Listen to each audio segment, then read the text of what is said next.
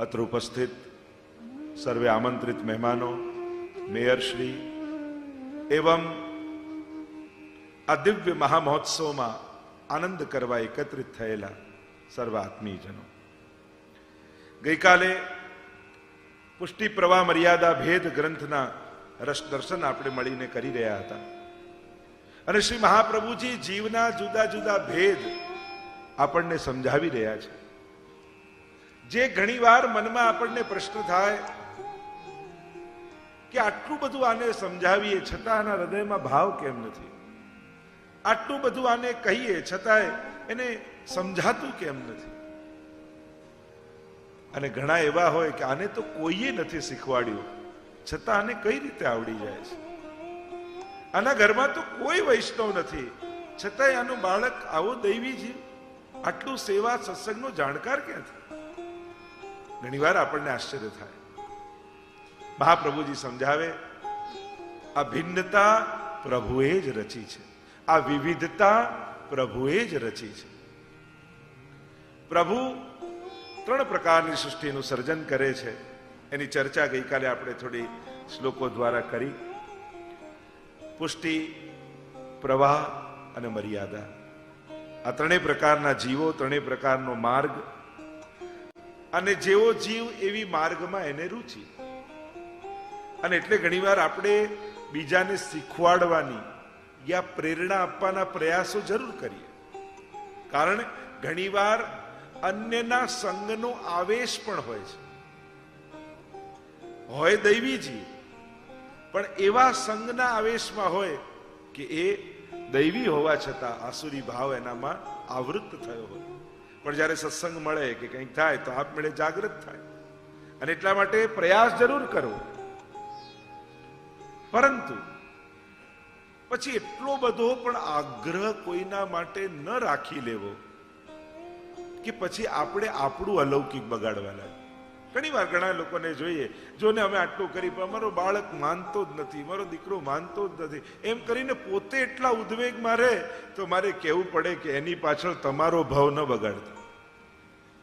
એને પ્રભુ ખેંચશે, એની પ્રેરણા થશે ત્યારે એને વિચાર આવશે. આપણે પ્રયાસ કરવા, પ્રેરિત કરવા, જોડવાની કોશિશ કરવી, પણ એટલો બધો હઠાગ્રહ નહીં કરી લેવો જેથી આપણું મન ઠાકોરજીને છોડીને એનામાં રહે કે આ ક્યારે માનતો થાય. મૂળ વાત એ છે, આપણે બાળકોની સામે ઉપદેશક બનીએ છીએ પણ પ્રેરક નથી બનતા. તમે વારે ઘડીએ એને ટોકો ને એ કદાચ તમને કે મમ્મી તું તો આટલા સમયથી હવેલી જાય છે, તારામાં શું ફેર પડ્યો? તું તો આટલા સમયથી સત્સંગ કરે છે, તું તો એવું ને એવો જ છું.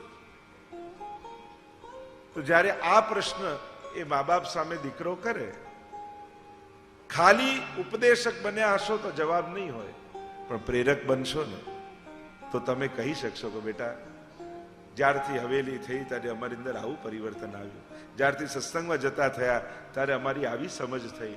જીવનમાં ઘણા પ્રશ્નો, ઘણી મૂંઝવણો, ઘણા ચેલેન્જો આવી ખરા, પણ ઠાકોરજીમાં શ્રદ્ધા રાખીને તો બધેથી ઠાકોરજીએ પાર કરી દીધા. અને જ્યારે આ રીતે પોતાના અનુભવની વાત કરશો, પોતાનું ઉદાહરણ આપશો તો બાળકોને કદાચ વધારે અસર થશે. અને એટલા માટે જુદા જુદા પ્રકારના જીવો છે, વૈવિધ્ય ભગવાનનું સર્જન છે, દુનિયામાં વિવિધતા રહેવાની જ છે. આપણે પરાણે બધાને એક કરવાની જે મહેનત કરીએ છીએ એને કારણે મોટા ઝઘડા થાય છે. જુદા જુદાપણું એ ભગવાન દ્વારા જ સર્જિત છે. પણ આ એક થવાનો એકમાત્ર ઉપાય એ છે કે બીજાના જુદાપણાનો સ્વીકાર કરી લઈએ. હા, મારાથી કોઈ જુદું હોઈ શકે છે પણ આપણો જ છે, આપણા જ છે બધા.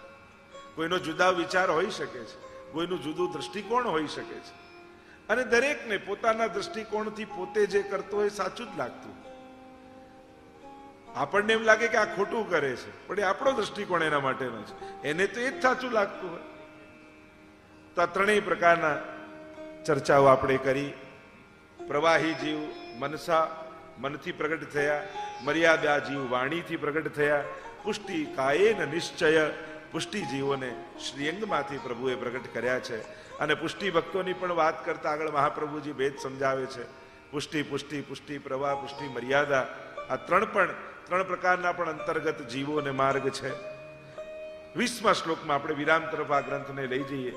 મહાપ્રભુજી આજ્ઞા કરે 20મા શ્લોકમાં, વૈદિકત્વમ લૌકિકત્વમ કાપટેત કાપટ્યા તેષુ નાન્યથા વૈષ્ણવત્વમ હિ સહજમ તતો અન્યત્ર વિપ્ર વિપર્યયઃ.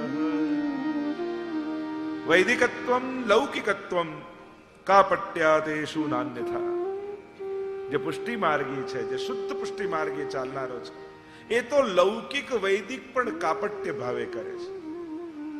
કાપટ્ય ભાવે એટલે તમે એમ કહો હું ઠાકોરજીની સેવા કરવા લાગ્યો, હવે આ વિધિ વિધાન હું નહીં કરું, હવે આ વિધિ નહીં કરું, હવે આ લગ્નમાં કોઈ પણ પ્રકારની વૈદિક વિધિ નહીં થાય, હવે ભૂમિપૂજનમાં કંઈ નહીં થાય, વાસ્તુમાં કંઈ નહીં થાય, હું તો પુષ્ટિ માર્ગમાં વળી ગયો. અરે ના, મહાપ્રભુજી આજ્ઞા કરે છે જ્યાં સુધી દેહ બુદ્ધિ છે ત્યાં સુધી શાસ્ત્રોની બધી આજ્ઞાને પાળવી. હા, જ્યારે દેહ બુદ્ધિ સમાપ્ત થઈ જાય અને કેવલ ને કેવલ ભક્ત બુદ્ધિ રહી જાય તો પછી કોઈ બાધા નથી કરતી. પણ જ્યાં સુધી આ દેહ બુદ્ધિ છે, લૌકિક વ્યવહારોમાં રચેલા છીએ, ત્યાં સુધી આ બધા વિધિ વિધાનો કરવા. એટલે ઘણા લોકો પૂછે કે આપણાથી આ કરાય, આપણાથી આ વિધિ કરાય. હા, જે વૈદિક વિધિઓ, જે 16 સંસ્કારો છે એ કરવામાં આવતા હોય છે. પણ વૈષ્ણવ લૌકિક અને વૈદિક કાપટ્ય ભાવે કરે છે. કાપટ્ય ભાવે એટલે એ લૌકિકમાં પણ રહે, બધાની વચ્ચે રહે, બધા પ્રસંગો સાચવે. જો એક વસ્તુ બતાવું, વૈષ્ણવના જીવનનો પ્રકાર કેવો હોય, જેને જે જોઈતું હોય આપે. એનો અર્થ, સંસારને તમારો પ્રેમ નથી જોઈતો, સંસારને કેવલ પ્રેમ પૂર્વકનો વ્યવહાર તમારો જોઈએ છે. અને ભગવાનને વ્યવહારની નથી પડી, ભગવાનને તમારો સાચા હૃદયનો પ્રેમ જોઈએ છે. બસ આ ફરક છે સંસાર અને ભગવાન. અને એટલા માટે જેને જે જોઈએ એ આપો. તમારો પાડોશી તમારો ગમે તેટલો તમને ગમતો હોય ને તમે એની ખૂબ કેર કરતા હો, પણ વર્ષમાં એકવાર પણ પૂછવા ન જાઓ ને કે કેમ છો, શું છે, તો પેલાને કોઈ પૂછે તમારા પેલો પાડોશી, એમ કે અમારો પાડોશી તો સાવ નકામો છે, ક્યારે વર્ષે એકવાર મળતોય નથી. હવે તમે દિલથી એનું ભલું ઈચ્છતા હો પણ વર્ષે એક વાર પૂછવા ન ગયા. એનાથી ઊંધું, તમને તમારો પાડોશી જરાય ન ગમતો હોય, તમને એમ થાય કે આ ક્યાં રહેવા આવ્યો, પણ જયારે સવારે મળે ને હાય કેમ છે, કઈ બી હોય તો કેજો, અમે બેઠા છીએ, પછી ભલે બેઠા જ રહેવાના હોઈએ. પણ દિવસમાં જયારે જયારે મળે ત્યારે એવી ખબર અંતર પૂછે. અને પેલાને કોઈ પૂછે, અરે અમારા જેવો પાડોશી કોઈનો નહીં, ભગવાન બધાને આવો પાડોશી આપે. તમને દિલથી નથી ગમતો પણ તમે વ્યવહાર કુશળ.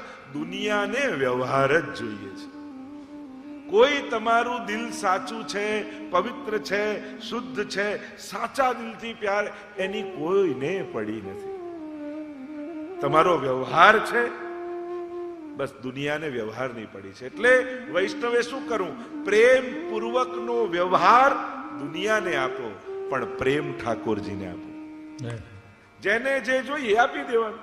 પ્રભુને વ્યવહારની નથી પડી, પ્રભુને પ્રેમની પડી છે. તારો જે શુદ્ધ હૃદય, શુદ્ધ ભાવો પ્રભુ સ્થાપ્યો, ન ચાતુર્યમ પ્રયોજકમ અંતર્યામી સમસ્તાનામ ભાવમ જાનતિ માન. શિક્ષાપત્રમાં હરિરાયજી આજ્ઞા કરે, તમારો વિશુદ્ધ પ્રેમ ઠાકોરજીને જોઈએ છે. ક્યાંક વ્યવહારમાં કમી રહી જશે ને તોય વાંધો નહીં. જો ને ભક્તોના ચરિત્રમાં જુઓ, જ્યાં જ્યાં વ્યવહારમાં એ ચૂક્યા છે તો ભગવાન ક્યારે વ્યવહારથી નારાજ નથી થયા. વિદુરજીના પત્ની કદાચ છાલ આપે ને કેળું ફેંકી દે તો એ ઠાકોરજી તો રાજી જ થાય છે, નારાજ નથી થયા. શબરી ચાકી ચાકીને બોર આપે ભગવાનને તો એ ભગવાન નારાજ નથી થયા, સ્વીકાર્યું છે. કારણ કે વિશુદ્ધ પ્રેમ છે, શુદ્ધ પ્રેમ છે. તો લૌકિક અને વૈદિક વૈષ્ણવે કાપટ્ય ભાવથી કરવા. કાપટ્ય ભાવ એટલે મારું ભલું તો ઠાકોરજી જ કરશે, પણ મારા ઠાકોરજીની આજ્ઞા છે શાસ્ત્રોમાં કે આ વૈદિક વિધાનો કરવા, એટલે ભગવદ આજ્ઞા છે એટલે ઠાકોરજીની આજ્ઞા પાડું છું. મારા મહાપ્રભુજી આજ્ઞા કરી છે. મહાપ્રભુજી કર્મ માર્ગ પ્રવર્તક, યાગાદૌ ભક્તિ માર્ગ એક સાધનત્વોપદેશક, આપણે ભક્તિ માર્ગના સાધન છે એમ મારા મહાપ્રભુજી આજ્ઞા કરી છે. એટલે મારે કરવાના છે, પણ મારું ભલું તો ઠાકોરજી જ કરનારા છે. મેં ઘરમાં જઈને યમનાષ્ટક કર્યા ને તો યમુનાજીની કૃપાથી જ મારા ઘરમાં ભલું થવાનું છે, પણ આચાર્યોની આજ્ઞા છે એટલે મારે બધી વિધિ કરવી છે. કાપટ્ય ભાવ એટલે વ્યવહાર ભાવથી કરવું, એને કાપટ્ય ભાવ ભક્તિ માર્ગમાં કહ્યો છે. ઘણી વાર લોકો ન ગમતા હોય છતાંય મનમાં આવે તો આ ઘરમાં આવે ત્યારે આપણે કેવો કાપટ્ય ભાવથી પણ એનો સત્કાર કરીએ છીએ. આવો આવો, અરે કેટલા દિવસે ભૂલા પડ્યા, મનમાં એમ થતું આ ક્યાં આવ્યો.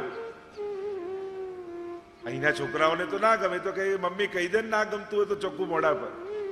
આપણે કહીએ બેટા આપણા સંસ્કારો છે, ઘરમાં આવનારો મહેમાન ભગવાન કહેવાય, એનું અપમાન ન કરાય, આ આપણે સંસ્કાર. પણ સત્કાર કરો, પ્રેમ નથી, આ કાપટ્ય ભાવ. પણ સંસ્કારોને કારણે એને આદર આપીએ છીએ, આ કાપટ્ય ભાવ છે. તો લૌકિક અને વૈદિકમાં આ કાપટ્ય ભાવ વૈષ્ણવે રાખો, નહીં તો ઘણી વાર આપણો ધર્મ બદનામ થઈ જાય. જ્યારથી ઠાકોરજીને પધરાયા અમારા ઘરમાં તો કોઈની સામે જોતા જ નથી, ક્યાંય આવતા જ નથી, ક્યાંય જતા જ નથી, ને કોઈને ત્યાં ખાતા જ નથી. એવી રીતે વ્યવહાર ક્યારે ન કરો જેનાથી લોકો તમારા ધર્મ કે ઠાકોરજીની સામે આંગળી ચીંધે. કોઈ પણ વસ્તુનો એવો અતિરેક ન કરો, કારણ કે હજી આપણે એવા તૈયાર નથી. કારણ કે પછી સમાજ નિંદા કરશે ને તો આપણે પચાવી નહીં શકીએ. કાં પછી કુંભનદાસ કે સુરદાસ જેવા થઈ ગયા હો કે કોઈ ગમે તે બોલે તમને ફરક ન પડતો હોય તો ચાલે, પણ હજી દેહ બુદ્ધિ છે, હજી અહમતા મમતા છે. થોડી પણ કોઈ ગામમાં વાત કરે તો આપણને ઉદ્વેગ થઈ જાય, અને જો ઉદ્વેગ થઈ જાય છે તો એવો અવસર આવા જ ન દો કે તમારા માટે તમારા કાર્યને કારણે કોઈ ઠાકોરજી સામે આંગળી ચીંધે, કોઈ આપણા પુષ્ટિ માર્ગ માટે આંગળી ચીંધે. એટલે વ્યવહાર કુશળ રહેવું વૈષ્ણવે. સંસારમાં એવો વ્યવહાર રાખો કે દરેકને એમ લાગે કે અમારી જોડે તો બહુ સારું, અમને તો બહુ સાચું, અમારી જોડે તો બહુ પ્રેમ. પણ આપણે જ જાણીએ કે આપણો પ્રેમ તો ઠાકોરજી માટે છે, પ્રભુ નિમિત્તે છે. આ કાપટ્ય ભાવ. તો આ પુષ્ટિ જીવ છે એ કાપટ્ય ભાવ. અને વૈષ્ણવત્વમ હિ સહજમ. મહાપ્રભુ વૈષ્ણવતા એ બહુ સહજ છે, સ્વાભાવિક છે, કારણ કે તમારી અંદર પુષ્ટિ ભક્તિનું બીજ છે, અને એ બીજ પડ્યું છે એટલે વૈષ્ણવતા સહજ. અને વૈષ્ણવ હંમેશા સહજ હોય. એને દેખાડવાની કે બતાવવાની કે પ્રભાવિત કરવાની કે આકર્ષિત કરી લેવાની કે વાહવા કરાવવાની એવી કોઈ ઈચ્છા વૈષ્ણવને ન હોય. જ્યારે પણ ભક્તિ કરો છો, ભક્તિનું ઓપોઝિટ વર્ડ છે દંભ. જ્યારે જીવનમાં દંભ આવે તો ભક્તિ જતી. એટલા માટે જે પણ કરીએ છીએ આપણા માટે એક જ ઉદ્દેશ્ય છે, મારો ઠાકોરજી રાજી થાય, મારો પ્રભુ પ્રસન્ન થાય. દુનિયા પ્રભાવિત થઈ કે નહીં એની પડી નથી વૈષ્ણવને, પ્રભુની પ્રસન્નતાની પડી છે. જો આપણો આનંદ શું? પ્રભુની ખુશી અને પ્રભુને ખુશ થયેલા જોઈએ એ જ આપણી પ્રસન્નતા, એ જ આપણો આનંદ. જેમાં ઠાકોરજી પ્રસન્ન થાય એ જ આપણા માટે સૌથી મોટું સત્કર્મ છે કે આ કરવાથી મારો ઠાકોરજી રાજી થઈ ગયો, મારો પ્રભુ પ્રસન્ન થઈ ગયો. વાર્તા સાહિત્યમાં કેટલા પ્રમાણો આપણને મળે. પ્રભુ પ્રસન્નતા માટે પોતાનું સર્વસ્વ, પેલું 1.25 લાખનું ગુલાબ લઈને આવે, મારા ઠાકોરજીને લાયક છે, વાર્તામાં આવે છે. અને શ્રીનાથજીનું મસ્તક ઝૂકી ગયું. એવા તો અનેક પ્રસંગો છે. તો વૈષ્ણવત્વમ હિ સહજમ, જે સહજ છે એ વૈષ્ણવ છે. સ્વાભાવિકતા, નિર્દોષતા, નિર્લેપતા, સાત્વિકતા અને કેવલ ને કેવલ પ્રભુના થવાની આકાંક્ષા જેની અંદર છે એ વૈષ્ણવ છે. એટલે હું તો ઘણી વાર કહું, પ્રભુને લાયક થવું બહુ અઘરું છે. કે હું પ્રભુને લાયક થઈ જાઉં, કોઈ એમ કે તો આખા ગીતાજીમાં 12મો અધ્યાયને કાઢી સભક્ત મે પ્રિય, સભક્ત મે પ્રિય, કેટલું લાંબુ લિસ્ટ છે. તુલ્ય નિંદા સુતિર મૌની સંતુષ્ટો એને કેને ચિત. તમે આખું જો લિસ્ટ જુઓ, ભગવાનને કેવો ભક્ત ગમે આખું લિસ્ટ મળશે. હવે આવા ચાર્ટ બનાવીએ ને આપણે તો કહીએ આમાં ચોકડી, આમાં ચોકડી, આમાં ચોકડી, આપણો તો ક્યાંય કોઈ મેળ પડે એવો નથી કે જેમાં પ્રભુને લાયક થઈ શકાય. તો પ્રભુને લાયક થવું કઠિન છે, પણ પ્રભુના થવું સાવ સહેલું છે. પુષ્ટિ માર્ગમાં ભગવાનને લાયક બનાવવાની તમને મહેનત નથી કરતા, તમને ભગવાન ના બનાવવાની કોશિશ કરીએ છીએ. જૈસો હું તૈસો તિહારો શ્રી વલ્લભ, छिन छिन में अपराध परत है, जितनी रवि छाया की कणिका इतने दोष हमारे. ये तो भक्त स्वीकारे છે કે પ્રભુ અનેક દોષોથી ભરેલો છું, પણ એટલી સમજ મહાપ્રભુજીની કૃપાથી આવી છું કે જેવો છું એવો તમારો છું. બ્રહ્મ સમજ લેતી વખતે હાથમાં તુલસી દલ લઈ અને મહાપ્રભુજી બોલાવડાયું છે, હે કૃષ્ણ હું તારો છું. અને બસ જો આટલું યાદ રહે ને કે હું કૃષ્ણનો છું, તો આ સમગ્ર અપરાધો ક્ષણમાં સરી જાય. તો વૈષ્ણવત્વમ હિ સહજમ, સહજતા છે. અને આમ પુષ્ટિ પ્રભા મર્યાદા ભેદમાં આગળ અન્ય પ્રકારના જીવો, ચર્ષણી જીવની વાત કરી કે આ ચર્ષણી જીવ કેવો છે કે જે બધે ભટકે છે પણ ક્યારેય કોઈનો નથી થયો, એ ચર્ષણી જીવ છે. અને ભટક્યા જ કરે છે, એની ક્યાંય નિષ્ઠા નથી આવતી. એટલે એક જુદો પ્રકાર બતાવ્યો જીવનો, ચર્ષણી જીવ, જેની ક્યાંય નિષ્ઠા હોય. ઘણી વાર લોકો કહે હવે તો નથી પહોંચી વળાતું, એટલા મંદિરો, બધે જતા જતા થાકી જવાય. પણ કોણ કે છે બધે જા? ક્યાંક તો નિષ્ઠા રાખ. હા, આદર બધાને હોય, સત્કાર બધાને હોય, સન્માન બધાનું હોય, પણ ક્યાંક તો નિષ્ઠા હોય ને માણસ. તારે કોને પામવા છે, તારે કોને મેળવવા છે, એ તો નક્કી કર. બધાને આદર આપ. કન્યા પરણીને આવે, પતિ પતિ છે, એના સગાઓ કોઈ વિરોધ નથી કરતા. સસુરને સન્માન, દિયરને, જેઠને બધાને આદર હોય, પણ પતિ તો પતિ છે ને. એમ તે કોને પામવાનો નિર્ધાર કર્યો છે એનો સંકલ્પ તો કર. પણ ચર્ષણી જીવને ક્યાંય નિષ્ઠા ના આવે. એને થાય અહીંયા કર્યું, એના કરતા ત્યાં જાત ને તો કામ જલ્દી થઈ જાય, એટલે ત્યાં જાય. ત્યાં જાય એટલે પાછું કંઈક છાપામાં બીજું આવી જાય કે ઓ અહીંયા 2 મિનિટમાં નિકાલ, એટલે પેલો ત્યાં ભાગે અને ભટકતો જ રહે. અને ભટકતા જીવને ક્યારે પણ લક્ષ્ય પ્રાપ્ત થતું નથી. આમ પુષ્ટિ પ્રભા મર્યાદા ભેદ ગ્રંથને વિરામ આપીએ. બોલો ગોવર્ધન નાથ કી જય. સિદ્ધાંત રહસ્યમ દક્ષિણ ચરણ મહાપ્રભુજીનું 8.5 શ્લોક, 6ઠ સ્કંદ સાથે સમાનતા કરી. અને સિદ્ધાંત રહસ્ય ગ્રંથ બહુ જ મહત્વનો ગ્રંથ, 16 ગ્રંથમાંનો છે. બહુ જ મહત્વ. કારણ કે એક એવી ઐતિહાસિક ઘટના સાથે, એવી એક અલૌકિક ઘટના સાથે આ ગ્રંથ જોડાયેલો છે કે જે પુષ્ટિ માર્ગના પાયાની ઘટના છે. કે જે દિવસથી જે આ એક ઘટના ઘટી અને મહાપ્રભુજી આ ગ્રંથ રચ્યો, એ ઘટનાએ આ પુષ્ટિ ભક્તિ દૈવી જીવોના ઉદ્ધારનો માર્ગ ખોલી દીધો.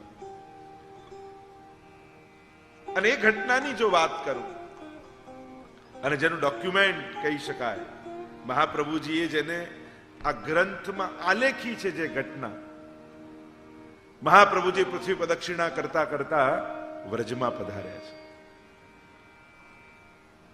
ગોકુલ પધાર્યા. ઠકરાણી ત્રીજનો દિવસ યમનાષ્ટક રચના રચી, પારાયણ કર્યું. દસમે ભાગવતજીનું પારાયણ પૂર્ણ થયું અને એકાદશીની રાત્રિ હતી. શ્રાવણ શ્યામલે પક્ષે એકાદશ્યામ મહાનિશી. રાત્રિ આવી એકાદશી અને મહાપ્રભુજી પવિત્ર એકાદશી છે. પોતાના હાથે મહાપ્રભુજીએ 360 તારનું પવિત્રું સિદ્ધ કર્યું. જો આ પવિત્રાનો ઉત્સવ એ કોઈ પુષ્ટિ માર્ગનો જ ઉત્સવ નથી, એ બહુ પ્રાચીન કાળનો ઉત્સવ છે. એમ કહેવાય છે પવિત્ર નામનો એક અસુર હતો અને એણે મહાદેવજીની ઉપાસના કરી હતી. અને કેટલા તપ પછી મહાદેવજી પ્રસન્ન થયા અને એણે વિનંતી કરી કે આપની 12 મહિનાની સેવા મને કેમ સિદ્ધ થાય. અને ત્યારે કહ્યું કે આ 360 તારનું પવિત્ર બનાવીને ધરાવીશ તો આખા વર્ષની સેવા તારી આવશે. અને ત્યારથી આ પવિત્રાનો અન્ય જગ્યાએ ભૂલાઈ ગયો અને પુષ્ટિ માર્ગમાં એની પરંપરા ચાલુ રહી. કારણ કે એની સાથે આ એક દિવ્ય ઘટના ઘટી ગઈ. અને એટલા માટે આપણે ત્યાં પવિત્રાનો ઉત્સવ વિશેષ રૂપે ઉજવાય છે. અને આપણે કેટલા ભાગ્યશાળી છીએ. આ 27 અને 28 પવિત્રા એકાદશી અને બારસના દિવસે ત્રિવિધ સ્વરૂપની પ્રતિષ્ઠા અને 56 ભોગનો મનોરથ આપણે બધા જ સાથે મળી શ્રીનાથ ધામ હવેલીમાં ઉજવવાના છે. એટલે અધિક માસ પછી આ ઉત્સવ આપણને સાથે જે સિદ્ધાંત રહસ્ય પ્રાગટ્યનો એ દિવસ, પુષ્ટિ માર્ગનો સ્થાપના દિવસ જેને કહેવાય, પવિત્રા એકાદશી એ સ્થાપના દિવસ છે. એ દિવસે ઠાકોરજીએ મહાપ્રભુજીને બ્રહ્મ સંબંધ મંત્રનો ઉપદેશ આપ્યો. એકાદશી પવિત્રા સિદ્ધ કરીને રાખ્યા છે. ચિંતા કરી રહ્યા છે મહાપ્રભુજી. આ હજારો દોષોથી ભરેલા જીવનો ભગવાન સાથે સંબંધ કઈ રીતે થાય? કારણ કે દરેક શાસ્ત્રો તમે જુઓ, ગીતાજી, ભાગવતજી, દરેક શાસ્ત્રોમાં જોશો તો એમ જ દેખાશે કે નિર્દોષ થા, દોષોને છોડી દે તો હું તારો સ્વીકાર કરું, બધા જ પાપમાંથી મુક્ત થઈ જાય. હવે થવા તો આપણે ઈચ્છીએ છીએ, પણ થવાતું નથી એ પણ જાણીએ છીએ. જો માણસની લિમિટેશન છે, ક્યાંક ક્યાંક પુણ્ય કરી શકે છે પણ પાપ છોડવું એના માટે બહુ અઘરું છે. પાપમાંથી મુક્ત કેમ થવાય? ને જો નિર્દોષ ન થઈએ અને પ્રભુ સ્વીકાર ન કરે તો ક્યારે આપણા જેવા જીવોનો ભગવત પ્રાપ્તિનો અધિકાર જ ન થાય. અને જયારે આ ચિંતા કરી રહ્યા છે, એક સમય ચિંતા ચિત આઈ, દૈવી કિહી બિદ જાની ન જાઈ, આસુરી સો મિલી રહત સદાઈ, ભિન્ન હોય સો કોન ઉપાય. મહાપ્રભુજી વિચાર કરે, હું દૈવી જીવોનો ભગવત સંબંધ કરાવવા માટે ભૂતલ પર આવ્યો છું, પણ આસુરીઓ સાથે, સંસારીઓ સાથે મળીને આ દૈવી જીવ પણ પોતાના સ્વરૂપ ભૂલી ગયા છે. કેમ કરીને એમને ઓળખવા અને કેમ કરીને એમનો ભગવત સંબંધ કરાવો? કારણ કે આ દૈવી પણ આસુરી સાથે મળી અને કેવલ લૌકિક આવેશવાળા થઈ ગયા છે, સંસારમાં ખુપાઈ ગયા છે. અને આ ચિંતા મહાપ્રભુજી કરી રહ્યા છે. મધ્યરાત્રિનો સમય છે અને એ જ સમયે બોલો ગોવર્ધન નાથ કી જય. સાક્ષાત ગોવર્ધનનાથજી પ્રગટ થયા. મહાપ્રભુજીને આશ્ચર્ય થયું. જો આ એક ઘટના આજે પણ ગોકુલની એ ગોવિંદ ઘાટ અને ઠકરાણી ઘાટના બેઠા હો તો તમને અનુભવ થાય, એની દિવ્યતાનો અહેસાસ થાય. મધ્યરાત્રિએ પ્રગટ્યા શ્રીજી, બ્રહ્મ સંબંધ મંત્રનો ઉપદેશ મહાપ્રભુજીને આપ્યો અને કહ્યું, હે વલ્લભ, આપ ચિંતા શા માટે કરો છો? આ બ્રહ્મ સંબંધ મંત્ર આપને આપું છું. આપ જીવને બ્રહ્મ સંબંધ કરાવો, હું આપને વચન આપું છું. પહેલું વચન આપ્યું, આપ જેને બ્રહ્મ સંબંધ કરાવશો એનો નિશ્ચિત હું સ્વીકાર કરીશ. બીજું વચન આપ્યું, એકવાર જેને સ્વીકારીશ એનો ક્યારે ત્યાગ નહીં કરું. ત્રીજું વચન આપ્યું, આપની કાનીથી જે ભોગ ધરશે એને હું ચોક્કસ આરોગીશ. અને ચોથું વચન આપ્યું, આપ પુષ્ટાવીને જેના માથે મને પધરાવી દેશો ત્યાં સદાય હું પ્રગટ સ્વરૂપે બિરાજીશ. આ ચાર વચને શ્રીનાથજી મહાપ્રભુજી સાથે બંધાયા. બ્રહ્મ સંબંધ મંત્રનો ઉપદેશ મહાપ્રભુજીને આપ્યો અને જે પવિત્ર 360 તારનું હતું. હિન્દુ ગણના પ્રમાણે 360 દિવસ વર્ષના માનવામાં આવે છે અને એક એક તાર, એક એક દિવસનો ભાવ અને ઠાકોરજીને પવિત્ર મહાપ્રભુજીએ ધરાવ્યું. મિશ્રી ભોગ ધરી મન ભાઈ, મિશ્રી આરોગાવી. ઘણી વાર લોકો કે આ મિશ્રી તો હમણાં આવી, પ્રાચીન સમયમાં થોડી મિશ્રી. સૌથી પહેલી મિશ્રી મહાપ્રભુજીએ શ્રીનાથજીને આરોગાઈ. મૂળ પુરુષમાં કોઈ વર્ણન છે, એક સમય ચિંતા ચિત આઈ, દૈવી કી બિદ જાની ન જાઈ, આ સુરી સો મિલી રહત સદાઈ, ભિન્ન હોય સો કોન ઉપાય. અને એ સમય પ્રગટ થયા, કંઠ પવિત્રા લે પહેરાય, મિશ્રી ભોગ ધરી મન ભાય. કંઠ પવિત્ર ધરાવ્યું અને મિશ્રીનો ભોગ ધરાવ્યો. પ્રભુના એ અલૌકિક સૌંદર્યને મહાપ્રભુજી માણી રહ્યા છે અને મહાપ્રભુજીના મુખમાંથી મધુરાષ્ટકનું પ્રાગટ્ય આ સમયે થયું. અધરમ મધુરમ વદનમ મધુરમ નયનમ મધુરમ હસિતમ મધુરમ હૃદયમ મધુરમ गमनं मधुरं मधुराधिपते अखिलं मधुरम् अधरं मधुरं वदनं મહાપ્રભુજીએ મધુરાષ્ટકનું ગાન કર્યું. ગાન કરતા કરતા એ રસાત્મક સ્વરૂપના આનંદનો અનુભવ મહાપ્રભુજીએ કર્યો. અને જ્યાં પ્રભુ અંતર ધ્યાન થયા, બાજુમાં દમલાજી સૂતા હતા. મહાપ્રભુજીનો આનંદ માયો નહીં. અરે દમલા, તે કછું સુન્યો?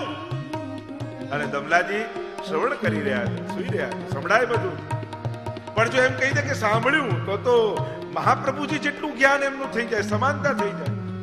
એટલે ઉભા રહીને બે હાથ જોડીને દંડવત કરીને કહ્યું, જયરાજ સુન્યો પર સમજ્યો નહીં. સાંભળ્યું તો ખરા પણ સમજ્યો નહીં. કારણ કે આપ કૃપા કરીને ન સમજાવો તો પ્રભુની વાણીને અમે કેમ સમજી શકીએ? કારણ કે અમે તો જીવ બુદ્ધિ છીએ. ભગવદ વાણીનો પણ અર્થ જીવ બુદ્ધિથી જ કરીશું. પણ ઠાકોરજી શું કહેવા માંગે છે એ તો જે એમના હૃદયમાં બિરાજતા હોય ને, એટલે મહાપ્રભુજીનું એક નામ છે શ્રી કૃષ્ણ હાર્દવિદ, સર્વોત્તમ સ્તોત્ર. પ્રભુના હૃદયની જાણનારા શ્રી મહાપ્રભુજી. એટલે જ તો આપણો સેવાક્રમ સેવા રીત પ્રીત વ્રજજન કી મહાપ્રભુજીએ પ્રગટાવ્યું. કારણ કે આજે ઠાકોરજીને શું પહેરવું છે અને શું આરોગવું છે એ તો વલ્લભ જ જાણી શકે. આપણે તો જાણી ન શકીએ. એટલે જ વલ્લભની પ્રગટાવેલો સેવાક્રમ આપણે ફોલો કરતા હોઈએ છીએ. કારણ કે પ્રભુના હૃદયની જાણનારા મહાપ્રભુજી છે. પ્રભુને શું રૂચે છે અને શું નથી રૂચતું એ તો શ્રી વલ્લભ જ જાણે છે. આપણે તો આપણું ગમતું આરોગાવી દઈએ, આપણું ગમતું પહેરાવી દઈએ. હા, આ ચળકતું બહુ સારું છે, આજે તો આ જ પહેરાવે. અરે તને સારું લાગે છે, આજે પ્રભુ આ મૂડમાં છે પહેરવાના. અરે તને ભાવે છે કે આરોગાવીશ. ઠાકોરજીના જે શું આરોગવું છે પ્રભુના હૃદયની કોણ જાણે? તો કે શ્રી વલ્લભ. એટલે સર્વોત્તમ સ્તોત્રમાં શ્રી કૃષ્ણ હાર્દ વિદે નમઃ. પ્રભુના હૃદયની જાણનારા મહાપ્રભુજી છે. અહીંયા મધુરાષ્ટકનું ગાન કર્યું છે. દમલાજીએ કહ્યું, સુન્યો પર સમજ્યો નહીં. પ્રભુ કહા આજ્ઞા કર રહે. અને ત્યારે મહાપ્રભુજીએ કહ્યું, ઠાકોરજીએ તો એટલી મોટી કૃપા કરી, દૈવી જીવોના ઉદ્ધારનો માર્ગ પ્રશસ્ત કરી દીધો. બ્રહ્મ સંબંધ મંત્રનો ઉપદેશ મને કર્યો છે અને આજ્ઞા કરી કે આપ દૈવી જીવોને બ્રહ્મ સંબંધ કરાવો. બારસનો દિવસ છે. કહ્યું, દમલા જાઓ જમનાજી में સ્નાન કરકે આવો.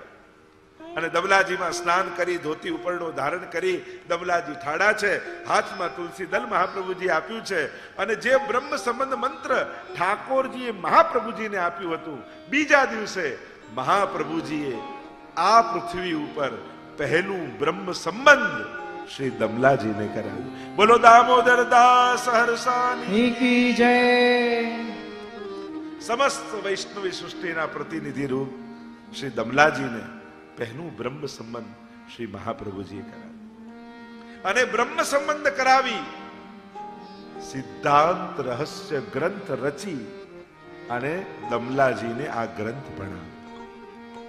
જે ગ્રંથનું આપણે દર્શન કરવા છે. અને પ્રાય ઘણા વૈષ્ણવ નિત્યના પાઠમાં સિદ્ધાંત રહસ્યનો પણ પાઠ કરતા હોય છે. આ ગ્રંથ કે જેમાં જે ઘટના ઘટી મહાપ્રભુજી સાથે એનો ઉલ્લેખ સ્વયં મહાપ્રભુજી આમાં કર્યો છે. તિથિ સમય સાથે અને શું આજ્ઞા કરી એનો પણ ઉલ્લેખ કરે. અને એ આજ્ઞાને મહાપ્રભુજી આગળ સમજાવી પણ છે. આવો પ્રથમ શ્લોકનું દર્શન કરીએ. श्रावणश्यामले पक्षे एकादश्यां महानिशि साक्षात् भगवता प्रोक्तं तदक्षरश उच्यते. શ્રાવણ શ્યામલે પક્ષે એકાદશ્યામ મહાનિશી. શ્રાવણના અમલ પક્ષમાં, અમલે પક્ષ સુદ એકાદશ્યામ મહાનિશી, એકાદશીની મહાનિશી. જો આપણે ત્યાં કેટલી રાત્રિઓ પ્રસિદ્ધ છે. એક ઠાકોરજી પ્રગટ થયા જન્માષ્ટમીની રાત્રિ, બીજી મહારાસની રાત્રિ, અને અન્ય રાત્રિઓની પણ ચર્ચા છે. પણ ત્રીજી મહત્વની આપણા માટે એ છે આ શ્રાવણ શ્યામલે પક્ષે એકાદશ્યામ મહાનિશી. આ પવિત્રા એકાદશીની મધ્યરાત્રિ. શ્રાવણ માસ સૌથી પહેલા કહ્યું હતું કે વિષ્ણુનો માસ છે. દરેક માસના અધિષ્ઠાતા દેવતા હોય. એની પણ ટીકામાં આચાર્યો ઘણી ચર્ચા કરી છે, કે સુંદર ટીકા ઉપલબ્ધ છે. તો વિષ્ણુનો માસ છે એટલે સંકેત કર્યો ઠાકોરજી જ કૃપા કરવાના છે. આ માસના અધિષ્ઠાતા જ પ્રભુ છે. શુક્લ પક્ષે અમલ, જ્યાં અંધકાર દૂર થાય, પ્રકાશ પથરાય, એટલે કે એવો સમય કે જ્યાં પ્રકાશ તરફ જવાની રાત્રિ છે. એવા અમલ પક્ષે એકાદશ્યામ, એકાદશી મહાત્મ્ય આ બધા જાણો છો. 11 ઇન્દ્રિયોને પવિત્ર થવાનો સમય. જે દિવસે એકાદશ ઇન્દ્રિયો પવિત્ર હોય એ એકાદશી. અને મહાનિશી, એ મહાનિશી છે, સાધારણ રાત્રિ નથી. કારણ કે સાક્ષાત જે રાત્રિએ પ્રભુ પ્રગટ થયા હોય અને પ્રભુએ પ્રગટ થઈ પોતાની પ્રભુતા, પોતાની કૃપાલુતા પ્રગટાવી હોય, એ સાધારણ નિશી ન હોય, એ તો મહાનિશી છે. કારણ કે પ્રભુ તો પ્રગટ થયા અને પોતાના કૃપા માર્ગને પણ પ્રગટ કર્યો. કારણ કે અત્યાર સુધી આજ્ઞાઓ શરણાગતિની ગીતાજી ભાગવતજીમાં હતી. આજ્ઞા પ્રભુએ કરી કે મામ એકમ શરણમ વ્રજ યા અનન્યા ચિંતયંતો મામ યે જના પર્યુપાતો અનન્ય ભાવે મને ભજ, મારા શરણમાં આવો, તમેવ શરણમ ગચ્છ. આજ્ઞાઓ કરી, પણ પ્રોસેસ નથી બતાવી, વિધિ નહોતી બતાવી કે શરણમાં જવાની વિધિ શું. આજ્ઞા તો કરી શરણમાં આવો, પણ જવાય કઈ રીતે. પણ આજના દિવસે ઠાકોરજીએ શરણાગતિની વિધિ આપી. આ બ્રહ્મ સંબંધ શું છે? વિધિવત ભગવાનની શરણાગતિ છે. એને જ આપણે બ્રહ્મની સાથે શરણાગતિનો સંબંધ, એને બ્રહ્મ સંબંધ આપણે કહીએ છીએ. ચર્ચાઓ તો ઘણી આચાર્યોની બહુ ગહન ચર્ચાઓ પણ છે, પણ આપણે એમાં નથી જતા. કારણ કે બ્રહ્મ અને પુરુષોત્તમ એની પણ વાત હરિરાયજી આદિ કરે છે. કોની સાથે જીવનો સંબંધ થાય છે? બ્રહ્મ સંબંધ સમય બ્રહ્મની સાથે, અને સેવા પધરાવો ત્યારે પુરુષોત્તમની સાથે, એની પણ ઘણી બધી ચર્ચાઓ છે. તો અહીંયા મહાનિશી અને સાક્ષાત ભગવતા પ્રોક્તમ. મહાપ્રભુજી આજ્ઞા કરે છે, મને કોઈ સ્વપ્ન આવ્યો, સંકેત આવ્યો, અવાજ સંભળાયો એમ નથી. સાક્ષાત ભગવતા પ્રોક્તમ, સાક્ષાત ઠાકોરજી પ્રગટ થયા અને એમણે કહ્યું પ્રોક્તમ તદક્ષરસ ઉચ્યતે. એ અક્ષરે અક્ષર હું કહું છું એમ મહાપ્રભુજી કહી રહ્યા છે. એ અલૌકિક અને દિવ્ય ઘટના, જેને પુષ્ટિ માર્ગના ઇતિહાસની સર્વોત્તમ ઘટના, સર્વોચ્ચ ઘટના કહી શકાય. કે જે સમયે, કારણ કે અમુક ઘટનાઓ બહુ મહત્વની છે. એક સૌથી પહેલા જોવા જાઓ પુષ્ટિ માર્ગના ઐતિહાસિક ઘટનાઓમાં, તો યજ્ઞ નારાયણ ભટ્ટના અગ્નિકુંડમાંથી પ્રગટ થઈને ઠાકોરજી આપેલું વચન કે 100 સોમયજ્ઞ પૂરા થશે ત્યારે હું તમારા ઘરે પધારીશ. બીજું શ્રી મહાપ્રભુજીનું પ્રાગટ્ય. ત્રીજું આ બ્રહ્મ સંબંધનો દિવસ. ચોથું શ્રીનાથજી મહાપ્રભુજીનો પ્રથમ મિલન. પાંચમું શ્રી મહાપ્રભુજી નિત્ય લીલાધામમાં પધાર્યા. છઠ્ઠું શ્રી ગોપીનાથજી અને ગુસાઈજીનો. એવી ઘણી ઘણી ઘટનાઓની આપણે ચર્ચા કરી. અમુક તિથિઓ એ બહુ મહત્વની તિથિઓ છે પુષ્ટિ માર્ગના ઇતિહાસ, અને એ તિથિઓથી ઇતિહાસ રચાયો છે, લખાયો છે. અહીંયા મહાપ્રભુજી આજ્ઞા કરે સાક્ષાત ભગવતા પ્રોક્તમ તદ અક્ષરસઃ. એમાં મારું કાંઈ ઉમેરતો નથી, મારું કાંઈ જોડતો નથી. ઠાકોરજીએ જે કહ્યું એ અક્ષરે અક્ષર તમને કહું છું. અને એમ કહીને મહાપ્રભુજી આગળ આજ્ઞા કરતા કહે બ્રહ્મ સંબંધ કરણાત સર્વેષાં દેહ જીવયોઃ સર્વદોષ નિવૃત્તિઃ દોષાઃ પંચવિધા સ્મૃતાઃ. બ્રહ્મ સંબંધ કરણાત સર્વેષાં દેહ જીવયો સર્વદોષ નિવૃત્તિ દોષાઃ પંચવિધા સ્મૃતા. બ્રહ્મ સંબંધ કરવા માત્રથી સર્વેષાં દેહ જીવયો, સર્વના દેહના અને જીવના એ સર્વ દોષોની નિવૃત્તિ થઈ જશે. સર્વદોષ નિવૃત્તિ દોષાઃ પંચવિધા સ્મૃતા. અને આ દોષો 5 પ્રકારના છે. બ્રહ્મ સંબંધ કરવા માત્રથી સર્વ દોષોની નિવૃત્તિ. જો આ શરણાગતિની આ વિધિ જ્યારે કરો છો, ગીતાજીમાં ભગવાનનું વચન છે, અપી ચેત્સુ દુરાચારો ભજતે મામ અનન્ય ભાગ સાધુ રેવ સમંતવ્યો. ગમે તેવો પાપી હોય પણ જ્યારે મને શરણાગત થાય, મારો થાય, ત્યારે એને સાધુ જાણ. અને મહાપ્રભુજી આપણને સર્વને, કારણ કે અમે લોકો પણ મહાપ્રભુજી વતી તમને બ્રહ્મ સંબંધ કરાવીએ છીએ. બ્રહ્મ સંબંધ આપનારા તો આપણને બધાને મહાપ્રભુજી જ છે. ચરણે રાખો શરણે રાખો હે વલ્લભાધીશ વાલા રે, શ્રીજી ભાવાની સન્મુખ રાખો, યમુનાજીના પ્યારા રે. ચરણે રાખો શરણે રાખો હે વલ્લભાધીશ વાલા રે. શ્રી મહાપ્રભુજીની સન્મુખ ઠાકોરજી પ્રગટ થયા છે. બ્રહ્મ સંબંધ મંત્રનો ઉપદેશ અને આજ્ઞા મહાપ્રભુજીને કરી અને મહાપ્રભુજી સમસ્ત દૈવી જીવોને બ્રહ્મ સંબંધ કરાવ્યો અમને, સાચા વૈષ્ણવ મારુને. કલિયુગના જીવોને ઉગાર્યા, પુષ્ટિ માર્ગ પ્રગટાવ્યો રે.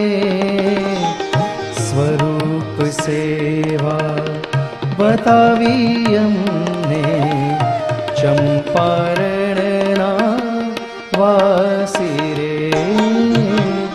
શરણે રાખો શરણે રાખો હે વલ્લભાધીશ વાલા રે. આ દિવસે બ્રહ્મ સંબંધ મંત્ર ભૂતલ ઉપર ઠાકોરજીએ મહાપ્રભુજીને આપ્યા. બાકી આ મંત્રનું પ્રાગટ્ય લીલામાં છે. નિત્ય લીલામાં પણ એવી ઘટનાનો પ્રસંગ આપણે ત્યાં ભાવાત્મક ગ્રંથોમાં પ્રાપ્ત છે કે ઠાકોરજી અને સ્વામીજીની અખંડ લીલાઓ નિત્ય લીલામાં થાય છે.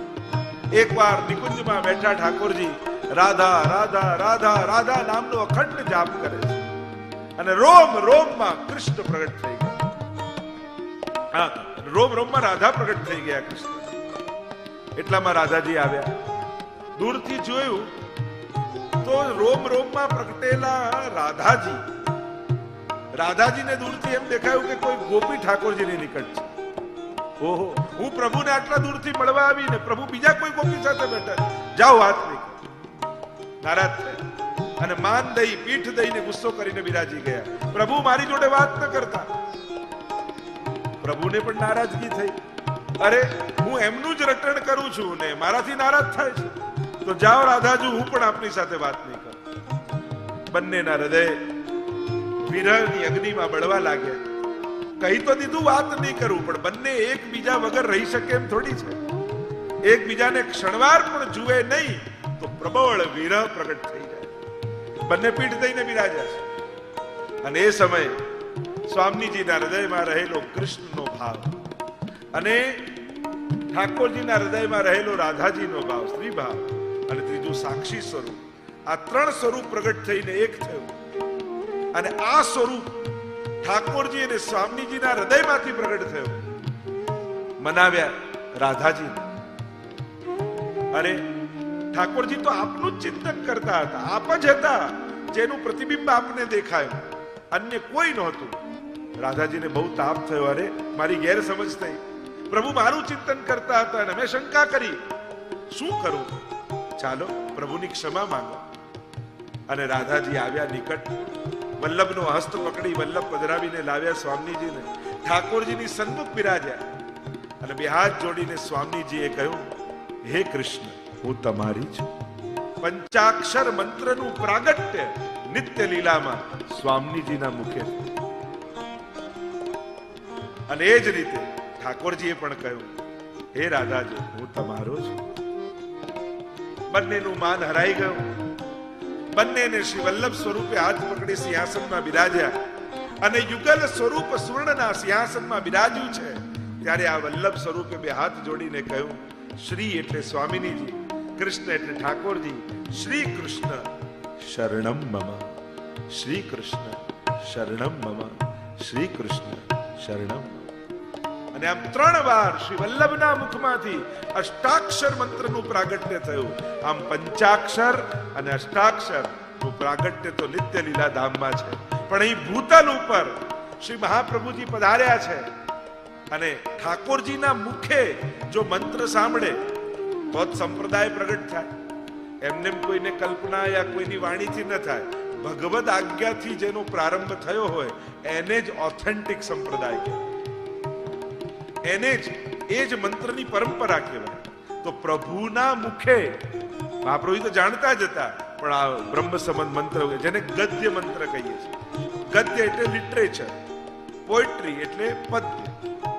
તો પહેલા છે ગદ્ય, લિટરેચર છે, જે આગળ બોલીએ છીએ ને, ભગવાન કૃષ્ણથી વિખુટા પડે હજારો જન્મોનો અંતરાય છે, અને હૃદયમાં તાપ ક્લેશનો આનંદ જેને તિરોધાન થયો છે, એવો હું જીવ, મારો દેહ પ્રાણ ઇન્દ્રિય અંતઃકરણ આદિ આદિ જે આપણે હે કૃષ્ણ હું તારો છું, એમ જે ગદ્ય મંત્ર આપણે બોલીએ છીએ, તો આગળ જે બોલીએ છીએ એને ગદ્ય કહેવાય, લિટરેચર કહેવાય. અને છેલ્લે જે 5 અક્ષર બોલીએ છીએ કૃષ્ણ તારો છું, એને કહેવાય પંચાક્ષર. તો આમ ઠાકોરજીએ પ્રગટ થઈને આ બ્રહ્મ સંબંધ મંત્ર આપ્યો છે, અને મહાપ્રભુજીને આજ્ઞા કરી આ જે કોઈ પણ બ્રહ્મ સંબંધ પાવશે એના બધા જ દોષોનું નિવારણ થઈ જશે. બ્રહ્મ સંબંધ કરણાત સર્વેશામ દેહ જીવયો સર્વ દોષ નિવૃત્તિ, બધા દોષો નિવૃત્ત થઈ જશે. પણ કોના? દેહ અને જીવયો. 5 દોષ જીવના છે અને 5 દોષ દેહના છે. એટલે જ કહ્યું સર્વદોષ નિવૃત્તિ દોષાઃ પંચવિધા સ્મૃતા. દોષ 5 પ્રકારના છે, પણ કહ્યું દેહ જીવયો, દેહના 5 દોષ અને જીવના 5 દોષ. જીવના 5 દોષ કયા? દશમસ્કંદની કથા તમે ભાગવતજીની સાંભળી હોય તો પૂતના જ્યારે પ્રવેશ કરે છે અને વ્રજમાં આવે છે ત્યારે સુબોધનીમાં મહાપ્રભુજી સમજાવે છે આ પૂતના સાક્ષાત અવિદ્યાનું પ્રતીક છે, અને અવિદ્યા પૂતના 5 પર્વા છે. અને આ 5 પર્વ અવિદ્યાના જે જીવને ગ્રસિત કરે છે, આ જીવના દોષો છે. દેહાધ્યાસ, પ્રાણાધ્યાસ, ઇન્દ્રિયાધ્યાસ, અંતઃકરણાધ્યાસ અને સ્વરૂપ વિસ્મૃતિ. આ 5 અધ્યાસો સ્વયં ઠાકોરજીએ જુદા જુદા અસુરોને મારી અને વ્રજભક્તોના દૂર કર્યા. આપણે એમ કે ધેનુકાસુરને માર્યો, કાલિયનાગનું દમન કર્યું, તો ધેનુકાસુર એ કેવલ ધેનુકાસુર નહોતો. સમસ્ત જેટલા વ્રજભક્તો હતા ને એમની અંદર જે દેહાધ્યાસ, દેહ બુદ્ધિ જે હતી, દેહ માટે આસક્તિ હતી, એનું મૂર્તિમંત સ્વરૂપ આ ધેનુકાસુર હતું. અને ભગવાને ધેનુકાસુર નથી માર્યો, સમસ્ત વ્રજભક્તોનો દેહાધ્યાસ મારી નાખ્યો. કાલિયનાગનું દમન નથી કર્યું, પણ વ્રજભક્તોની અંદર જે ઇન્દ્રિયાધ્યાસ હતો, ઇન્દ્રિયોની જે આસક્તિ હતી, ભગવાને કાલિયનું દમન કરી સમસ્ત વ્રજભક્તોની ભીતર ઇન્દ્રિયાધ્યાસને સમાપ્ત કર્યું. એટલે આ અસુરોનું મારવું, કારણ કે વ્રજમાં ઠાકોરજી અસુરોને મારવા આવ્યા જ નથી, ત્યાં તો ભક્તો ઉપર કૃપા કરી સ્વરૂપાનંદનું દાન કરવા આવ્યા છે. પણ સ્વરૂપાનંદનો અનુભવ કરવા માટે આ 5 અધ્યાસો પ્રતિબંધ રૂપ છે, પ્રતિબંધ છે. અને ભગવાન જ પ્રસાદ ચખાડે, પ્રસાદ આપે એના પહેલા પાત્ર પણ બનાવે. પ્રભુ જ આપણને પ્રભુને લાયક બનાવે છે. કઈ રીતે? આપણા પાપમાંથી આપણને મુક્ત કરી. પ્રભુને જ્યારે કોઈ જીવને સ્વીકારવો હોય ને ત્યારે એ જીવની ભીતર રહેલા અપરાધ, દોષ અને પાપમાંથી એ જીવને મુક્ત બનાવે છે ભગવાન. પણ એ પ્રક્રિયા આપણને પરીક્ષા જેવી લાગે. પણ પ્રભુ પરીક્ષા નથી કરતા હોતા, આપણી પાત્રતા સિદ્ધ કરતા હોય છે. આપણે કે મારી સાથે ભગવાને આમ કર્યું, મારું અહીંયા અપમાન કેમ કરાયું, ભગવાને મારું આમ કેમ કરાયું? અરે પ્રભુ તમારા અધ્યાસને સમાપ્ત કરી રહ્યા છે. કારણ કે ઘણીવાર જીવ પોતાને અધ્યાસોમાંથી મુક્ત કરી શકતો નથી, અને એટલા માટે પરમાત્મા પોતાની કૃપા દાન કરવા માટે એ જીવની પાત્રતા સિદ્ધ કરે છે. એટલે આ 5 અધ્યાસ ત્યાં દૂર કર્યા જીવના. હવે આ બીજા 5 દોષ, કારણ કે બ્રહ્મ સંબંધ મંત્રમાં આપણે જે બોલીએ છીએ એ સાધારણ વાત નથી. આ જ વાત વેણુનાદ વખતે ગોપીઓને જ્યારે ઠાકોરજી બોલાવ્યા ત્યારે બ્રહ્મ સંબંધમાં તમે જે જે બોલો છો એ જ વચનો રાસમાં ગોપીઓ બોલી હતી. આ એ જ વાત છે. કારણ કે આ પ્રક્રિયા શું છે? જે નિત્ય લીલાના રાસમાંથી વિખૂટા પડેલા છે અને ભૂતલ પર આવ્યા, પોતાનું સ્વરૂપ ભૂલી ગયા, એમને ફરી ઠાકોરજી આગળ બોલાયેલા એમના વચનોને યાદ અપાવવામાં આવે છે. અરે તું આ રાસ સમયે પ્રભુ આગળ બોલેલો છું. મૈવમ વિભોરતિ ભવાન ગદિતુમ નુસંશમ સંત્યજ્ય સર્વ વિષયાંસ્તવ પાદમૂલમ. રાસમાં જે ગોપી અને ઠાકોરજીનો સંવાદ છે અને ગોપીઓ જે જે બોલી છે કે અમારા પતિ બંધુ સખા બધાને છોડીને આવ્યા છીએ, આપના શરણે આવ્યા છીએ.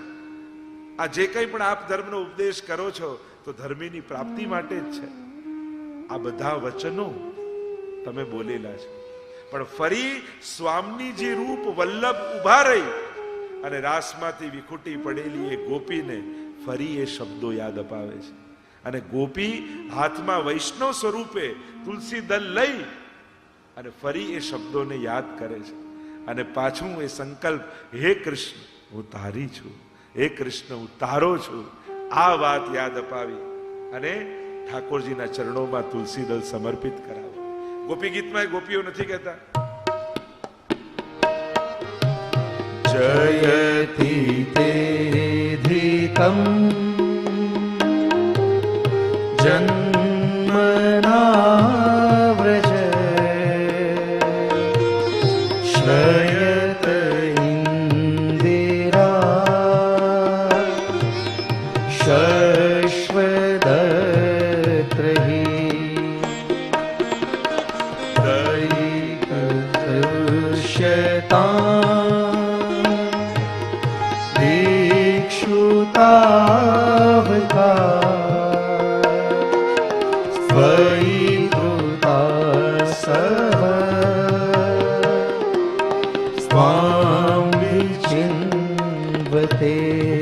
मेरे साथ ओ श्रीनाथ जी आवजो तमे वाट जोई રહ્યા ક્યારના અમે અનેક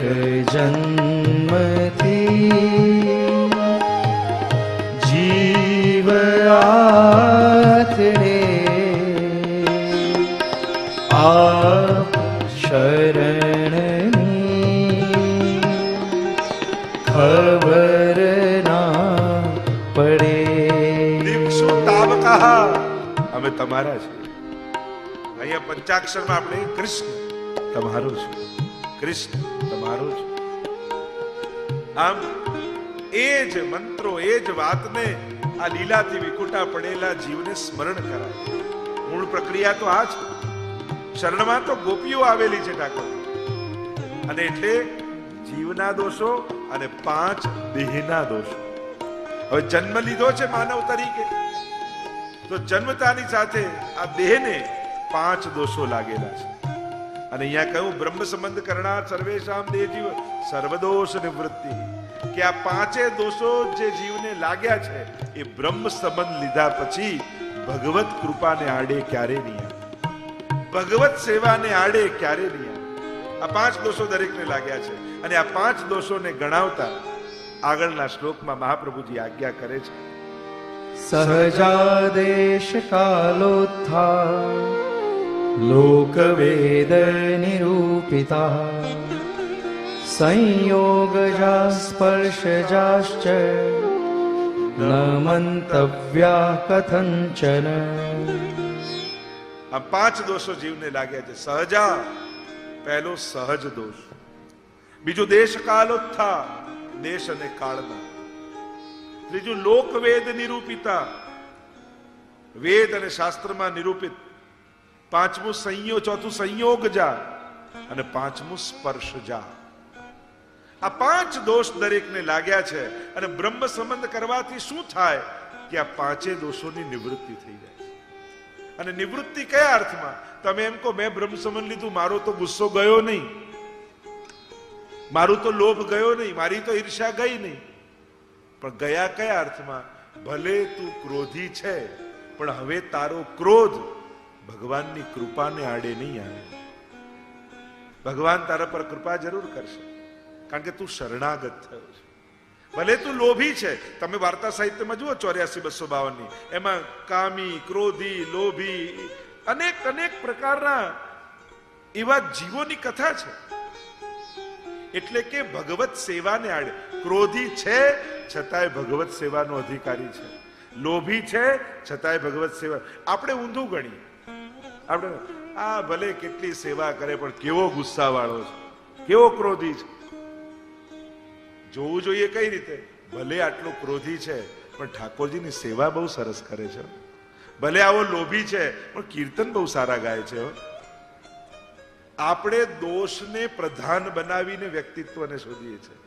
અહીંયા આચાર્યો આપણને એમ સમજાવે છે, એની ભક્તિને મોટી જાણી અને પછી એની ઓળખાણ કરો, પછી એનો પરિચય આપો. દોષોને આગળ ન ગણો. આપણે હંમેશા, અને લોકોને પણ એમ થાય કે દુર્ગુણ, દોષ, અભાવ એનાથી તરત ઓળખે. આપણે કહીએ ને ફલાણા ભાઈને ઓળખો છો, નામ આપો ને તો કે કયા ધ્યાન નથી, પેલાથી આમ કાળા છે, બટકા છે, જાડા છે, ટાલ છે, અચ્છા અચ્છા ઓળખી ગયો. પણ આવા કદરૂપાથી શું ઓળખવા? આવા દોષોથી, એના ગુણોથી ઓળખાણ થાય. પણ માણસ ત્યારે તરત ઓળખી જાય. મૂળ વાત એ છે, જીવની દ્રષ્ટિ દોષ ઉપર વધારે રહે છે. અને એટલા માટે દોષથી પરિચય કરાવો તો તુરંત ઓળખી જાય. પણ એના ગુણથી પરિચય કરાવો. આ બધા ગામવાળા કે બહુ ઉદાર, પણ મને તો ના લાગ્યા હો. માણસને ગુણ જલ્દી દેખાતા નથી. ગુણ જોવાની આદત જ નથી પડી આપણને પહેલેથી દોષ જોવાની જ આદત છે. આખો વ્હાઈટ શર્ટ હોય પણ કાળો દાગ હોય, બધા પૂછી જાય કે નહીં આ કાળો દાગ ક્યાંથી પડે? પણ આખો વ્હાઈટ છે એને કોઈ જોવે? આ સ્વભાવ છે મનુષ્યની સહજ પ્રકૃતિ. જીવઃ સ્વભાવતો દુષ્ટાઃ. મહાપ્રભુજી આગળ કહ્યું દોષોથી ભરેલો છે જીવ. તો 5 દોષો, અને આ 5 દોષોની નિવૃત્તિ ભગવત સેવામાં થઈ જશે. એટલે કે તમે આવા સ્વભાવ વાળા હોવા છતાં ભગવત સેવાના અધિકારી. વાર્તા સાહિત્યમાં જુઓ ને પેલા કંજૂસની નહીં, ગઈકાલે મેં કહ્યું કે માનસીમાં ખાંડ નાખ્યું, આવા કંજૂસ કે સેવા તો કરું પણ એવી સેવા બતાવું જેમાં 1 રૂપિયાનો ખર્ચો ના થાય. માનસી સેવાનું દાન. એક ચોરની વાર્તા 252. ગુસાઈજીનો સેવક થયો અને ગુસાઈજીનો સેવક થયો ને કહ્યું કે તું શું કરે છે? કે ગુરુદેવ ચોરીનું કામ કરું છું. ગુસાઈજી કહે કે હવે તે બ્રહ્મ સંબંધ લીધું, વૈષ્ણવ બન્યો, હવે ચોરી છોડી દે. મહારાજ એ નહીં થાય, મારાથી ચોરી તો નહીં છૂટે, કારણ કે હવે એક કામ નથી રહ્યું, મારી પ્રકૃતિ બની ગયું છે. જેની નેચરમાં ચોરી હોય ને એને જરૂર ના હોય તો પેલું કહે ચોર ચોરી ના કરે પણ ખાધા ખોળા કરી, બેગ ખોલીને જોઈ લે કે શું શું છે, ભલે લે નહીં, છેલ્લે આટલી વૃત્તિ તો રહે જ માણસ કે ચોરી તો નહીં છૂટે. તો ગુસાઈજી કે ચલ તો મને એક વચન આપ, આજ પછી તું ક્યારે ખોટું નહીં બોલે. હા એ થશે, સાચું બોલીશ. અને એને વિચાર કર્યો કે આ નાની નાની ચોરી કરું, હવે વૈષ્ણવ થયો છું, લાવ ને એકવાર રાજાને ત્યાં ચોરી કરી લઉં, પછી ફરી કોઈ ચોરી કરવી જ ના પડે. અને આમ વિચાર કરીને રાજાના મહેલમાં ગયો અને દ્વારપાલ ઉભા, ક્યાં જાઓ છો ભાઈ, શું કામ છે? ગુસાઈજીને વચન આપ્યું ખોટું નહીં બોલું. એને કહ્યું રાજાને ત્યાં ચોરી કરવા આવ્યો છું, ભાઈ જવા દો ને. દ્વારપાલને થયું કે આ કઈક રાજાનો મિત્ર લાગે છે, મજાક કરતો લાગે ને ક્યાંક રોકીશ ને રાજા નારાજ થાય. જાઓ જાઓ ભાઈ અંદર જાઓ. અંદર ઘૂસી ગયો. પાછું કોઈ મળ્યું, ભાઈ શેના માટે, ક્યાં, કોણ છો? શું? ચોર છું ને ચોરી કરવા આવ્યો છું રાજાને ત્યાં. બોલો હવે ક્યાં સવાર સવારે મજાક કરો છો, જાઓ ને ભાઈ. બધાને એમ થાય કે કોઈ રાજાનો મિત્ર લાગે છે અને આ સાચું બોલે. એમ કરતા કરતા છેક રાજાના તિજોરી સુધી પહોંચી ગયો. કપડું ખોલ્યું, પાથર્યું, બધું ભર્યું અને લઈને નીકળ્યો બહાર. દ્વારપાલે રોકે, શું લઈ જાઓ છો? કીધું તો ખરા ચોરી કરે. આ રાજાનો બધો ખજાનો લઈને જાઉં છું. બોલો શું કરવું છે?